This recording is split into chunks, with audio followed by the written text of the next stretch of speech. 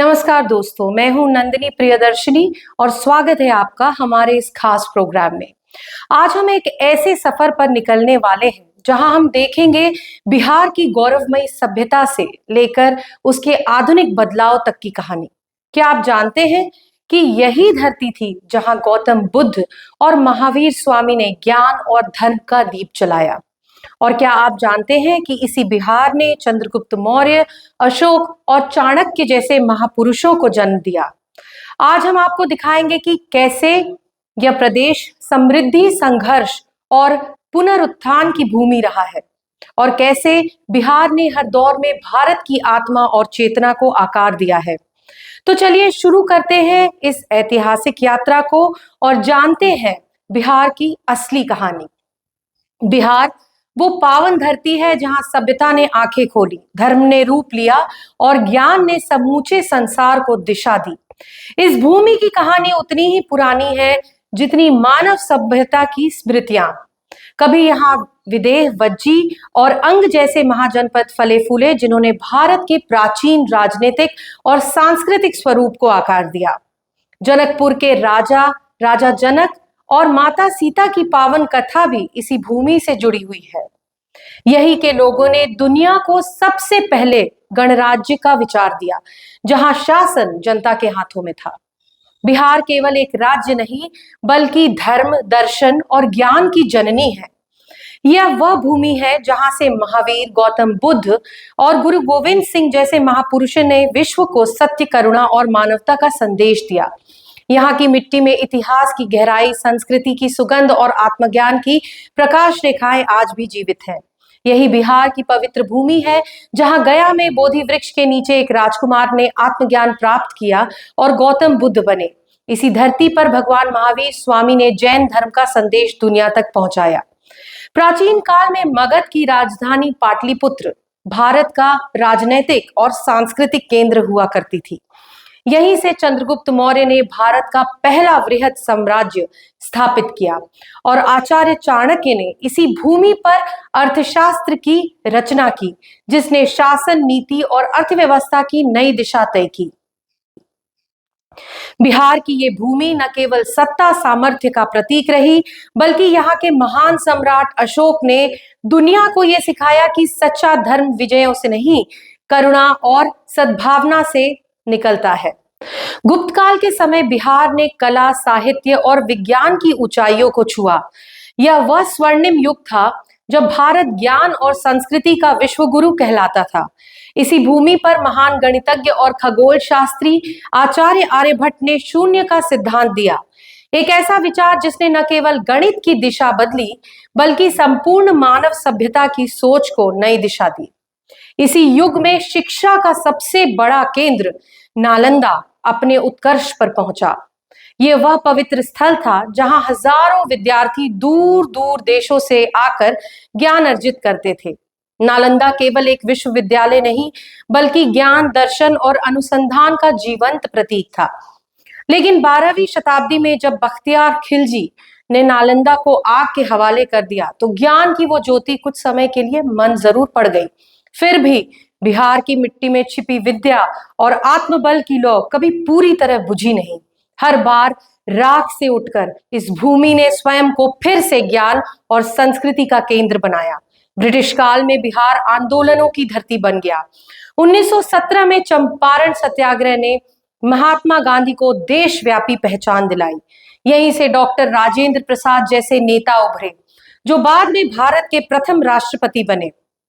और यहीं से जयप्रकाश नारायण ने संपूर्ण क्रांति का बिगुल फूका। बिहार ने हमेशा भारत को आवाज, नेतृत्व और संघर्ष की प्रेरणा दी है। ब्रिटिश काल में बिहार आंदोलन की धरती बन गया। यहीं से स्वतंत्रता संग्राम की कई महत्वपूर्ण आवाजें उठी। 1917 में चंपारण सत्याग्रह ने न केवल अत्याचार के विरुद्ध संघर्ष की नींव रखी, बल्कि इसी आंदोलन ने मोहनदास करमचंद गांधी को महात्मा गांधी बना दिया। इसी भूमि से डॉक्टर राजेंद्र प्रसाद जैसे महान नेता उभरे, जो आगे चलकर स्वतंत्र भारत के प्रथम राष्ट्रपति बने। और बाद में जयप्रकाश नारायण ने इसी बिहार की धरती से संपूर्ण क्रांति का बिगुल बजाकर पूरे देश को नई चेतना दी। बिहार ने हर युग में भारत को आवाज, दिशा और नेतृत्व दिया है। ये वो भूमि है जहां से परिवर्तन की हर लहर पूरे राष्ट्र को स्पर्श करती रही है। सन 2000 में झारखंड से अलग होने के बाद भी बिहार ने अपनी आत्मा नहीं खोई। यह भूमि आज भी अपनी संस्कृति, परंपरा और आस्था से उतनी ही समृद्ध है जितनी सदियों पहले थी। यहाँ की नदियां, यहाँ के त्योहार और विशेषकर छठ पर्व आज भी उस संस्कृति एकता की मिसाल है, जहां प्रकृति, परिवार और आस्था एक सूत्र में बंध जाते हैं। शारदा सिन्हा की मधुर आवाज में गूंजते छठ के गीत, पाटलिपुत्र की मिट्टी में रचा बसा स्वाभिमान और मगध की गौरव गाथा, ये सब मिलकर बिहार को केवल एक राज्य नहीं बल्कि भारत की आत्मा बनाते हैं। कभी कभी लोग कहते हैं, अरे वो तो बिहारी है, जैसे बिहारी होना किसी कमी की निशानी हो।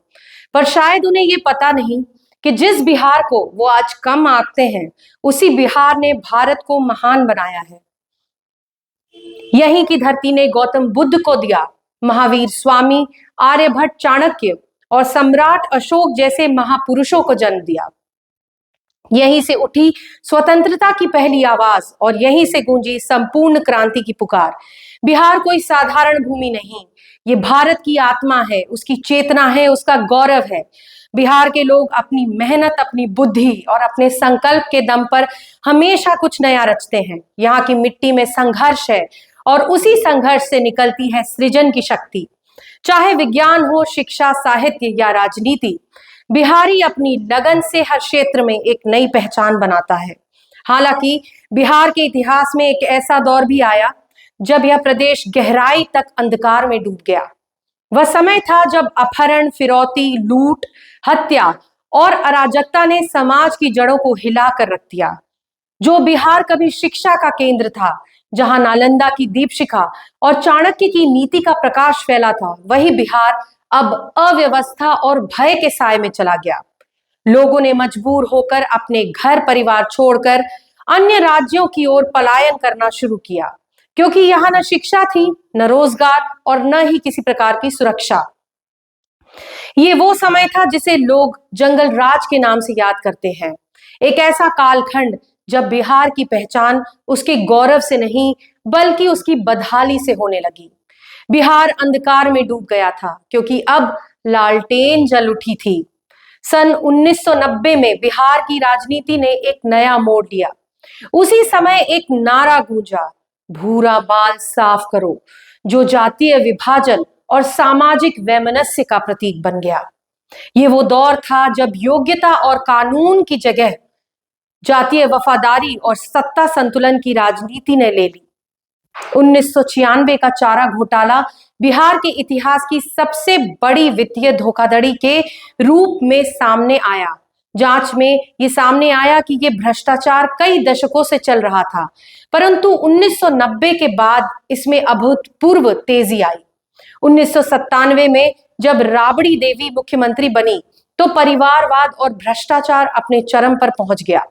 बिहार की छवि राष्ट्रीय स्तर पर धूमिल हो चुकी थी और कभी ज्ञान की भूमि रहा यह प्रदेश अब अराजकता, पिछड़ेपन और भ्रष्ट शासन का प्रतीक बन गया था। सन 1996 का चारा घोटाला बिहार के इतिहास की सबसे बड़ी और कुख्यात वित्तीय धोखाधड़ी थी। सरकारी खजाने से लगभग 950 करोड़ रुपए पशुओं के चारे के नाम पर निकाल दिए गए। जांच में पाया गया कि ये गड़बड़ी दशकों से चली आ रही थी, लेकिन सन 1990 के बाद इसकी तीव्रता और बढ़ गई। 1997 में राबड़ी देवी मुख्यमंत्री बनी और उसके बाद बिहार में परिवारवाद और भ्रष्टाचार का दौर चरम पर पहुंच गया। जिस प्रदेश को कभी शिक्षा, ज्ञान और शासन का केंद्र माना जाता था, अब वो राजनीतिक कलह और वित्तीय कुप्रबंध का प्रतीक बन गया। अपराध नियंत्रण के नाम पर 1990 में भागलपुर का एसिड कांड बिहार की पुलिस की सबसे भयानक अत्याचारिक घटनाओं में से एक था। इसमें भागलपुर पुलिस ने 14 आरोपियों की आंखों में एसिड डाल दिया। 1990 से 2000 तक सिवान के आरजेडी सांसद मोहम्मद शहाबुद्दीन का नाम लालू सरकार के अराजकता और अपराध का प्रतीक बन गया। उन पर हमला, अपहरण, फिरौती और कई आपराधिक मामले दर्ज हुए। लोकप्रिय कहावत थी कि सिवान में सूरज भी शहाबुद्दीन से पूछ कर उगता है। उनके आतंक के कई दर्दनाक किस्से थे, जिसमें सबसे भयानक था चंदा बाबू के बेटों पर तेजाब डालकर उनकी हत्या करना। ये वो दौर था जब बिहार की कानून और व्यवस्था पूरी तरह चरमरा गई थी और जनता के लिए भय और असुरक्षा का माहौल बन गया था। कहा जाता है कि 1999 से 2004 के बीच अपहरण मामलों में बिहार सबसे पहले स्थान पर था। अपराधियों को राजनीतिक सुरक्षा मिलती थी और पुलिस राजनीतिक आदेशों में बंधी हुई नजर आती थी। शिक्षा, स्वास्थ्य, बिजली, सड़क, हर क्षेत्र में स्थिति ध्वस्त हो गई थी। लेकिन 2005 में बिहार की जनता ने 15 साल तक चले लालू राबड़ी राज को नकार दिया। लोग अपराध, भ्रष्टाचार और अराजकता से थक चुके थे और अब उन्होंने चुना सुशासन की सरकार, जो बिहार को विकास और व्यवस्था की दिशा में आगे ले जाने का संकल्प ले रही थी। अगले वीडियो में देखिए सुशासन की सरकार का विस्तृत विश्लेषण और जानिए कि आने वाले समय में बिहार की राजनीति और विचारधारा में क्या-क्या बदलाव आए हैं। साथ ही जानिए कैसे विकास, प्रशासन और जनता की भागीदारी ने बिहार को नई दिशा दी है, और देखिए कि क्या ये बदलाव बिहार को एक नई दिशा देगा। तब तक के लिए हमारे साथ बने रहिए। नमस्कार।